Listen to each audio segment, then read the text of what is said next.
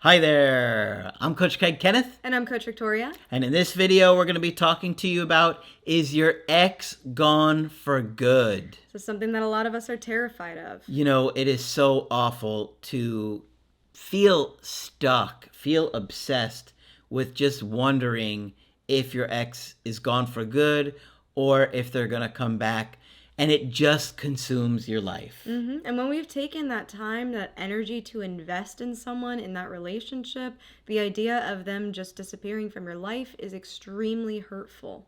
And it can trigger a lot of feelings of abandonment.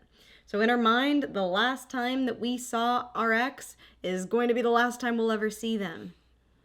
So this can add a lot of pressure to ourselves. This can add a lot of pressure to our ex too.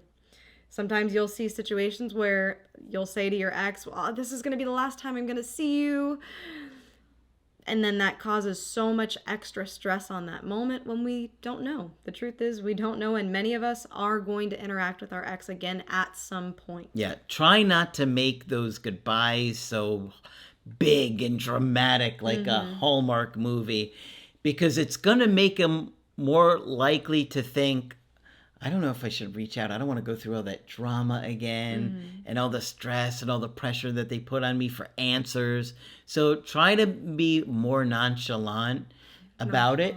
Yeah, because I know it sounds silly, but it really does make a difference when you're kind of like, okay, well, give me a call if you need anything or something like that. It feels more casual. And now it doesn't feel like such a big buildup on the person to reach out. Right. Yeah.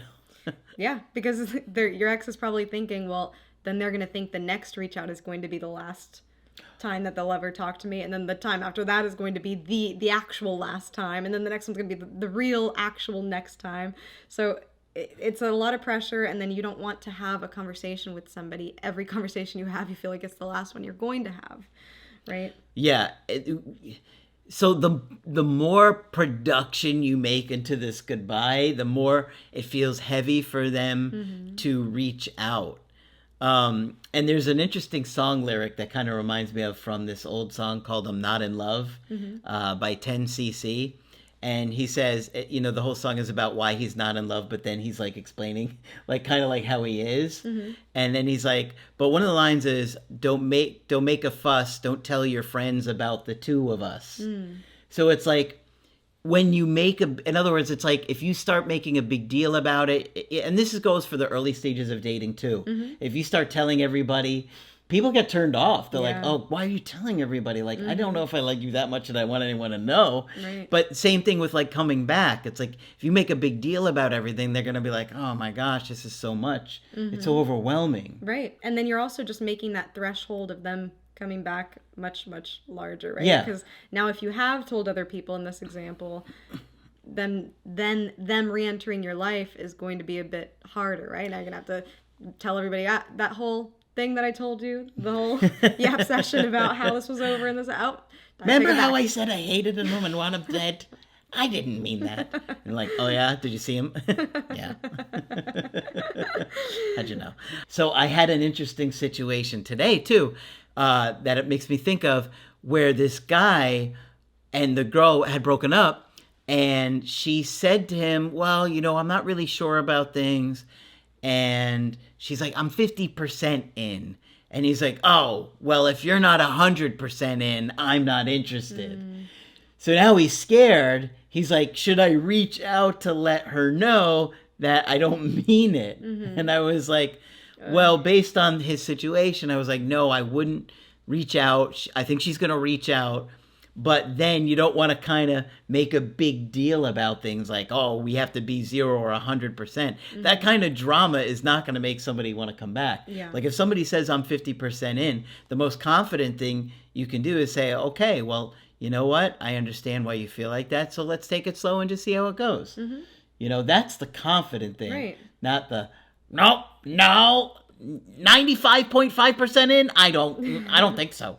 And I understand that you want somebody who wants you, right? You do want a partner who's all in. However, ambivalence is something that's normal, and it happens to people in relationships too. And you can't say to yourself that there weren't times that you didn't think about breaking up with them, or that you weren't sure about them, because in most cases you felt that way, at least at certain times.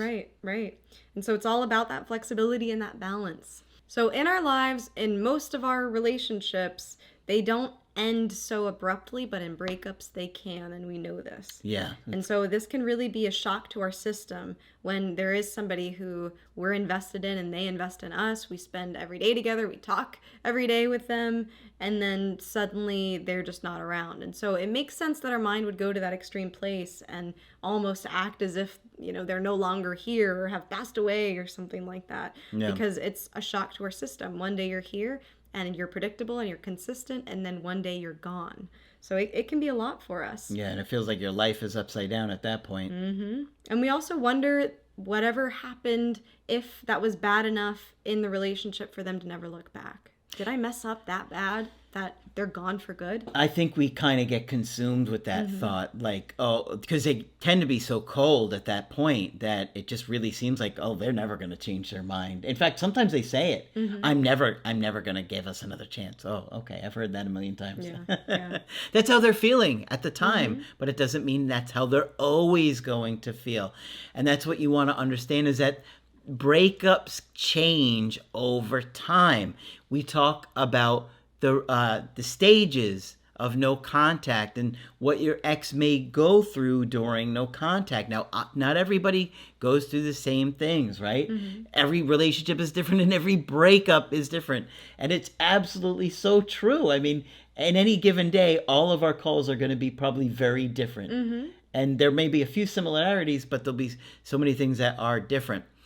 So just understand that even though your ex might feel one way about the situation, they're going to think about things, they're going to process things, and especially if you've left them alone, it gives them the freedom to explore how they're really feeling things about you and whether or not they want to reach out and come back, because that will feel safe if you're not pressuring them. And if you think about it, everything changes. Even how you view the breakup itself, right? We all have a breakup story, a narrative in our mind of how the events took place, what happened, our emotions that came up during it, and they do too. And this narrative can change throughout time. Well, I think feelings calm down. Things that somebody was upset about in the moment may have felt like a big deal, but then a couple months later, they're thinking, why did I get so upset about that? Like, am I really going to let that fight cause this relationship to end? And a lot of times people have a lot of clarity.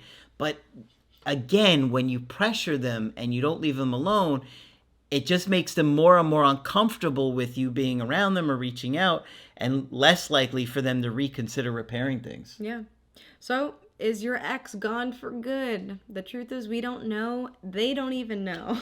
They don't even know. They do not even know. That's the thing, guys, is that just because you feel something about a situation, it doesn't mean your mind always stays the same way. You're going to have a lot of different thoughts that might influence or change it. Right. And now there are situations where you are more likely to have an interaction with your ex again if you live in the same community, if you share the same interests and do the same hobbies. Kids, if you can't be in no contact for certain situations like that, work.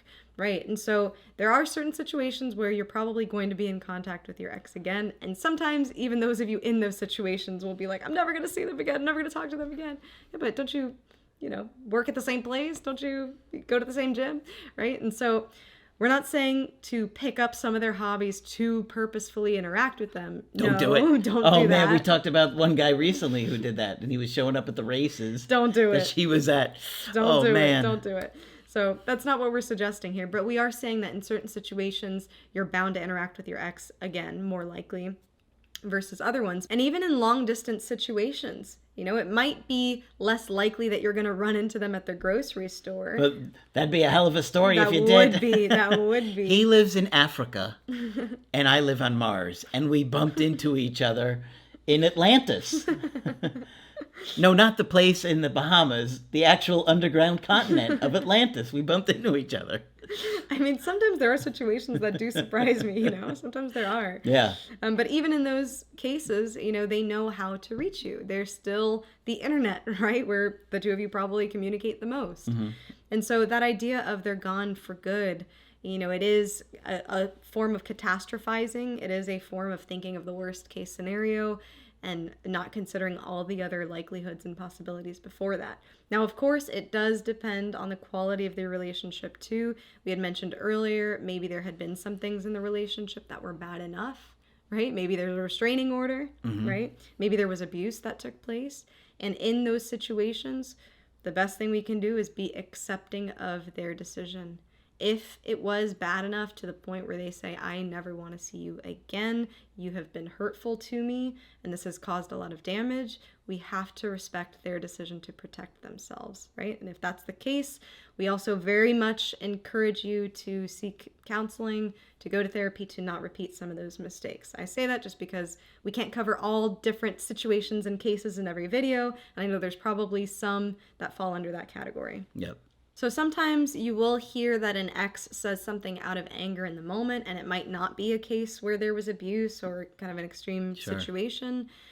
And so in those cases, they still don't even know, right? So there could be a moment later in the line where they do bump into you somewhere or interact with you or do view the situation differently or are able to have, just a different perspective on it. So there's a lot of possibilities out there. Clinging on to that they're gone for good can kind of eliminate that feeling of uncertainty, because if we're certain about the worst case scenario, then we have some predictability here, right? Sometimes we almost want to think that we'll never see our ex again in order to have some kind of semblance of control.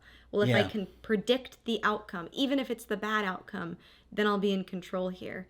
And so we wouldn't want to lead you astray in one way or another. So we're trying to be grounded by saying that there is uncertainty here, and that's just what the reality is. I know you hate that feeling. I know you hate that feeling of not knowing what's going to happen. And unfortunately, when you're going through it, that's a big part of the process for you. The most confident thing that you can do is get to a place where you're okay, one way or another.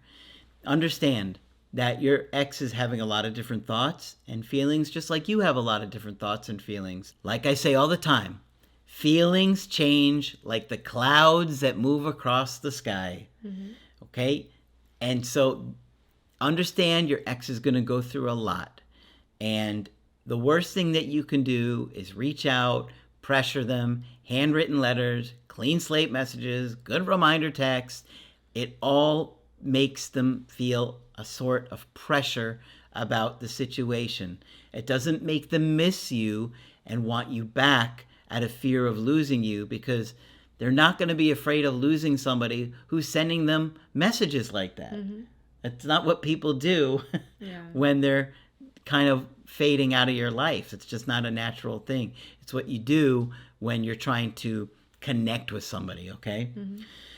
We know it's tough. Do the work. You'll feel much better doing the work. And if they don't ever reach out for some reason, you will feel so much better about your life and who you're becoming, regardless of what they do. Right. And that's really the ultimate part of it, right? Is you being able to be confident where you are, regardless of the outcome. That's really that true test of confidence in the face of uncertainty. Okay, so hopefully this one's been helpful to you. Of course, if you want to get our help personally, you can do that on my website, askcraig.net. I do email coaching and I do Zoom calls. Coach Victoria is also available for Zoom calls. I'm here whenever you'd like to chat. Just click on her name on the top of the website to schedule with her. But that's it for this video. I'm Coach Craig Kenneth. And I'm Coach Victoria. And we will talk with you soon.